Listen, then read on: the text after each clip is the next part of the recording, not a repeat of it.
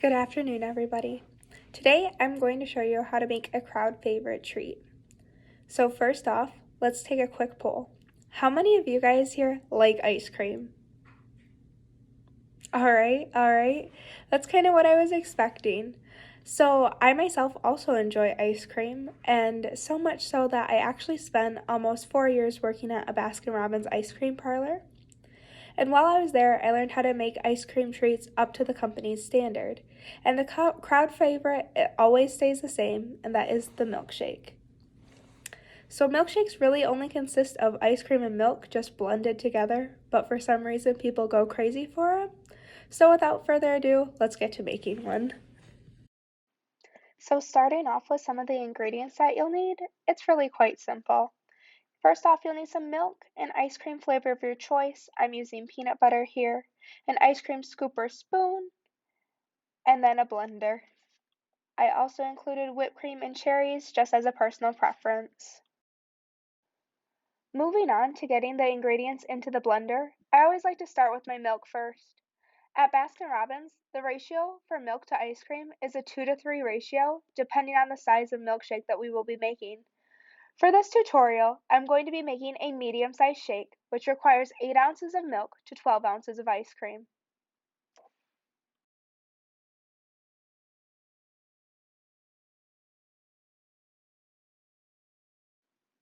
The next step includes getting the ice cream ready and into our blender.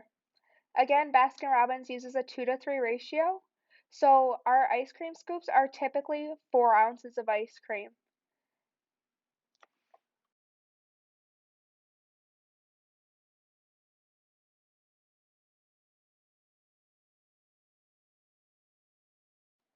At Baskin-Robbins, our ice cream scoops are about 4 ounces of ice cream, and here you can see we're almost right on the money. So 3 more scoops of ice cream like that are going to go into the blender, and then we will be almost ready to go. Additionally, another tip that I prefer to use instead of weighing the scoops, which is a little obnoxious in my opinion, is just to simply fill the blender up with ice cream up to the milk line, which is what you can see myself doing right here. Pack that baby down into the blender like this, and then let's get to blending. I prefer just to pulse mine for a few seconds. It does depend on the strength of your blender, but I prefer my milkshakes thick, so just a few pulses usually works. And just keep an eye on your consistency of your milkshake. After those initial pulses, I just like to give my blender a little shake to see if I got the consistency about right. And then that looks pretty good, so we're going to take it on out.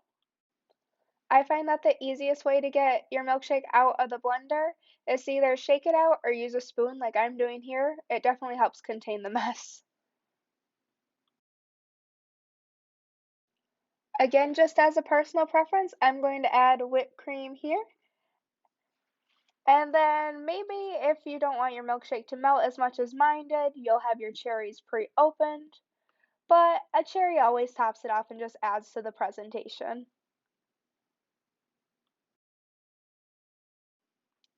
Don't forget to capture your final product and have a cute little member to try it out. So I hope you guys enjoyed learning how to make a milkshake with me. Again, it's very easy. Anybody can do this, and almost everybody loves them. I ended up making them for my entire house the other night when I was filming this, and everybody really enjoyed it. So again, it's super easy, super fun, and always a crowd favorite. Thank you.